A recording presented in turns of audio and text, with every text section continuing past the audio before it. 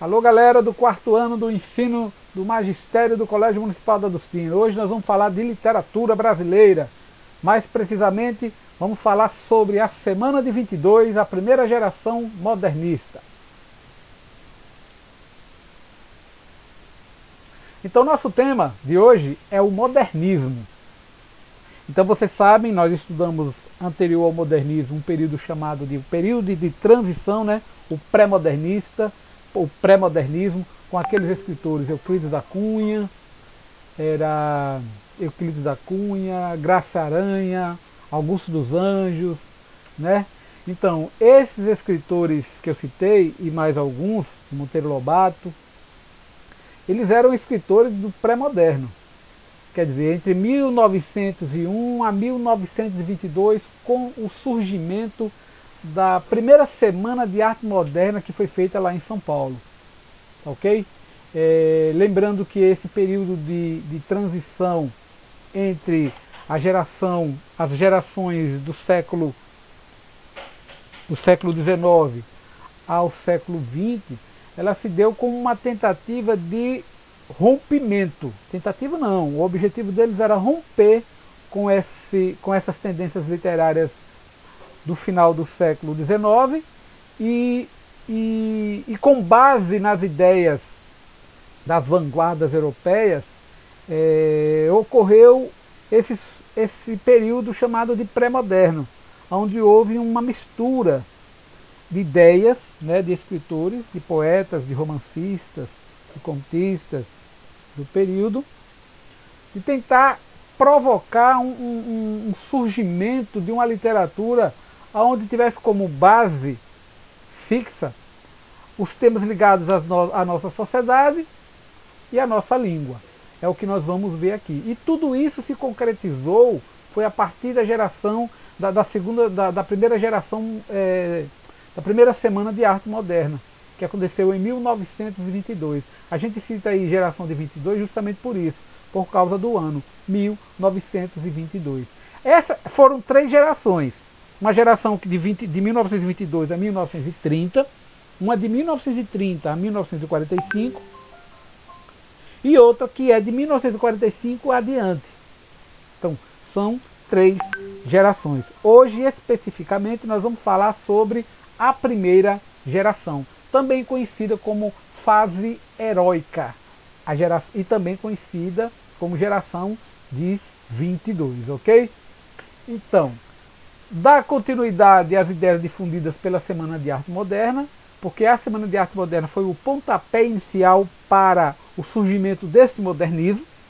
Então essa primeira geração veio com a ideia de difundir as ideias que foram apresentadas durante a semana, ao mesmo tempo romper com as tendências literárias anteriores, como eu disse. Podemos citar o simbolismo, o parnasianismo, o realismo, o romantismo. Lembra que nós fizemos esses estudos no ano anterior? Então eles vêm com o propósito de romper, porque até então era uma literatura muito ligada a uma cultura que não era nossa. Era uma cultura mais europeia do que uma praticamente brasileira. Sem contar que não era tanto uma literatura engajada. Era uma leitura mais fantasiosa, mais distante da realidade, embora que tivemos o realismo e o naturalismo, que já foi um pontapé inicial para chegarmos até aqui o modernismo. Compromisso de uma construção de uma nova literatura, claro e evidente. Eles queriam quebrar os laços, cortar os laços, né, com literaturas de outros países, principalmente da Europa, e focando em ideias genuinamente brasileiras. Como eu disse aqui, compromissada com as propostas da corrente de vanguarda. Quando eu digo compromissadas com as propostas de corrente de vanguarda, é com as vanguardas nossas. Vamos chamar aqui as nossas de pré-modernos, pré-modernistas, focando mais em novidades com questões nacionais. Visualizavam muito o folclore, a língua, a culinária, a história, a religião, o comportamento das pessoas aqui do período. Então essa primeira geração, junto com as ideias propostas durante a Semana de Arte Moderna, era focar no nosso, na nossa nacionalidade, na nossa língua. no nosso povo, nas nossas histórias, entendeu? E deixar distante um pouco, e quebrar concorrentes que não faziam, concorrentes europeias, vamos dizer assim, tá ok? Principais escritores dessa primeira geração moderna: o Mário de Andrade, Oswaldo de Andrade. Algumas pessoas ainda me perguntam, professor, eles eram irmãos? Ou Mário de Andrade? Não eram irmãos, eles vivenciaram o mesmo período. Existiam algumas ideias que eram parecidas, né? Fizeram parte do grupo, né? Embora que Oswaldo de Andrade não sei se era Oswaldo ou era Mário de Andrade, eles não queriam muito. Oswaldo, ele fundou, mas não era um líder. Ele fundou, mas não era um líder. Ele apenas deu o pontapé inicial, né? Mas ele mesmo dizia que não gostava de ser líder de grupo nenhum. O Manuel Bandeira, o maior expoente da poesia brasileira, né? Eu considero o Manuel Bandeira, também é desse período. Alcântara Machado, inclusive na Semana de Arte Moderna, o Manuel Bandeira não fez parte. Deixa eu adiantar logo aqui para vocês, ele não fez parte da Semana de Arte Moderna. Por que não chamaram ele? Não, porque ele fazia parte do grupo. Ele não quis ir, ele estava revoltado com alguma situação. E aí mandou um poema para ser lido lá no dia. O nome do poema, que nós vamos ver ali mais na frente, é Os Sapos. E à medida que ele pediu para um colega, né, o Alcântara Machado, fazer a leitura para ele lá no dia, como ele não ia estar, fazer a leitura. E aí as pessoas começavam a achar aquilo muito ridículo, estranho. É porque ele estava magoado com alguma coisa com a Semana de Arte Moderna. E aí ele não quis ir e mandou um sapo lá, vamos dizer assim, esculhambando. E aí leram, mas vocês têm que entender que a geração moderna, principalmente a primeira geração moderna, tinha esse propósito, era de chamar a atenção, através até do irreverente, né? Tem que ser irreverente, tem que ser até às vezes mal educado mesmo, que era uma característica deles. Aí tem o Raul Bopp, Guilherme de Almeida, Minotti del Pincher e Plínio Salgado. Esses são os principais escritores. Eu estou falando de escritores, porque na Semana de Arte Moderna não só foi da literatura, foi da escultura, da pintura, viu? E outros elementos da cultura do Brasil no período. Oswaldo de Andrade, ele publicou alguns manifestos. Lembrando que a Semana de Arte Moderna, até que é 1922, mas o Brasil tinha acabado de sair de uma primeira grande guerra, né? A Primeira Guerra Mundial. Então o mundo todo estava com problemas. O mundo todo estava com problema. Tanto financeiro, quanto o que sobrou do período da guerra, né? E aí vários manifestos eram escritos, inclusive lá na Europa foram alguns escritos, manifestos ligados assim à sociedade, à cultura, né? E o Oswaldo de Andrade, ele publicou 2 manifestos aqui, o Manifesto da Poesia Pau-Brasil e o Manifesto Antropófago, né? Ele introduziu um novo tipo de literatura que seria mais crítica e menos xenófoba. O que isso quer dizer? Porque como alguns escritores eram bastante radicais, vamos dizer assim, eles queriam romper definitivamente com culturas de outros países, mas o Oswaldo de Andrade achava que isso não era muito interessante, não. Que nós deveríamos construir nossa própria literatura, colocar nossas características dentro dessa literatura, mas nós não podemos chegar ao ponto de ser, ou de servir a xenofobia, que é quando você torna um ser de outro país um inimigo, né? Então ele era menos isso. Uma poesia crítica, no sentido assim de se posicionar diante dos problemas sociais. De se posicionar diante da coisa que deveria ser nossa, do brasileiro, a sua cultura, a sua religião, até a sua culinária. Mas não ao ponto de você colocar um colega estrangeiro, só porque pertence a outro país, como um verdadeiro inimigo. Então ele era mais tranquilo em relação a isso. Ok? Esse manifesto antropófago é quando você devora. O que é a antropofagia? Né? Era quando o índio devorava o outro índio, num sentido de canibal. Então, o Oswaldo de Andrade colocava essa ideia do canibalismo, né, na língua. Porque quando você começava a consumir a língua de outro país, era uma forma de antropofagia linguística, né? E ele pontua isso.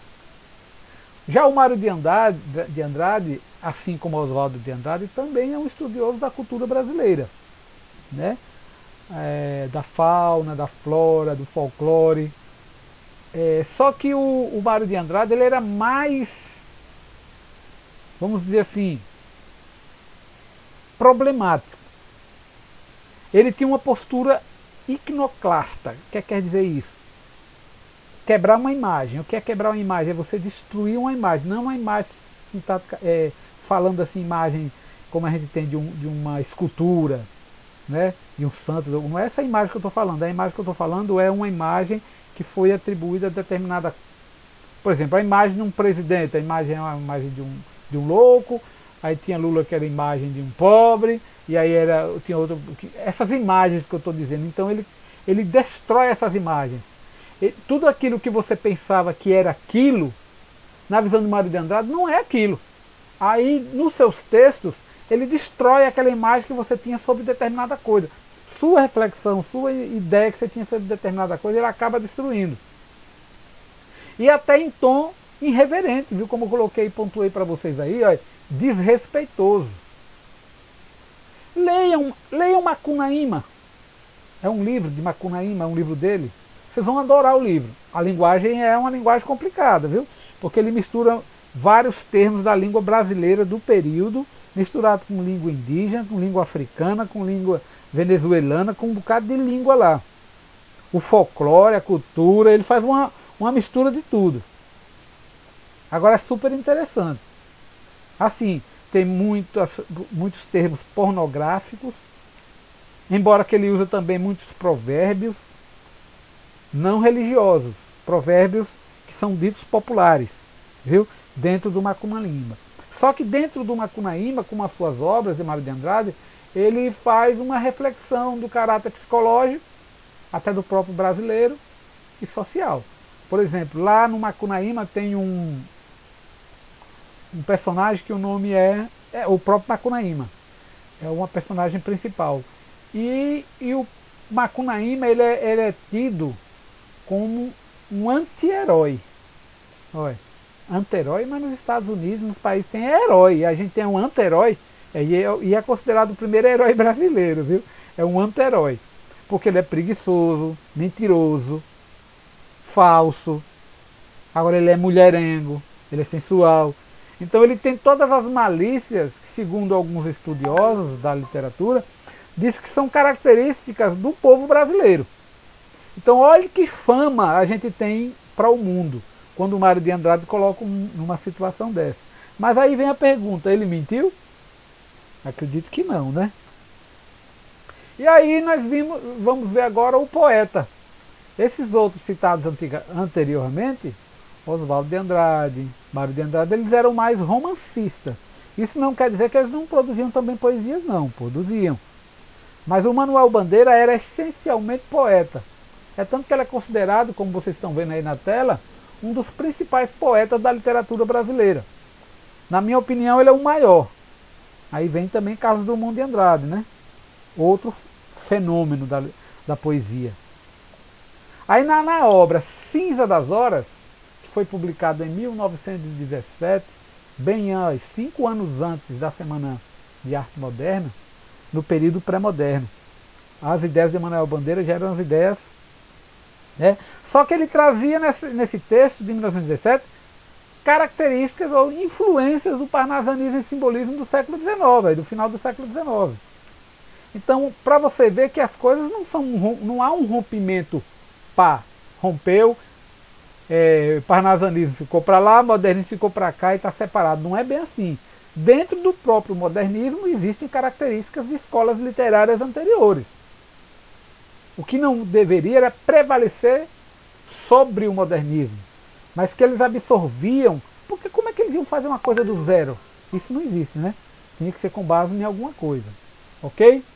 Ele não participou, como eu disse lá no início, diretamente da Semana de 1922, e mandou para lá esse texto aí, Os Sapos, que foi lido por Ronald de Carvalho. Aí o povo que assistiu ficou horrorizado com a poesia. Pessoal, por enquanto é só isso. E na próxima a gente vai tratar do conteúdo de língua portuguesa. Ok? Valeu, viu?